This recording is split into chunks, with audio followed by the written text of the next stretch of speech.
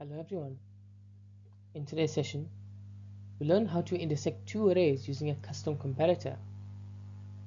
This allows us to define what equality means for the elements, which is super useful in advanced filtering and matching tasks. Let's dive in. This problem allows us to redefine equality. Instead of a strict match, we can use conditions like rounding numbers, perfect for approximate matches or complex comparisons.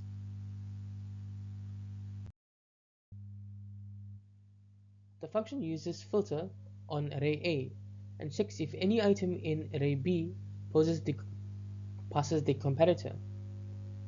If the condition returns true, the item is kept in the result. Simple and effective.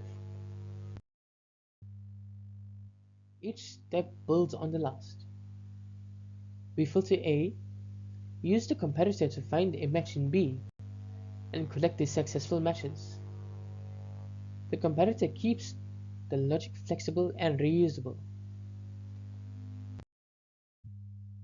This example shows how rounding creates approximate matches. It is a smart way to compare values when strict equality does not fit your use case. Whether you're cleaning messy datasets or building a fuzzy search system, this technique helps you stay flexible and practical with comparisons.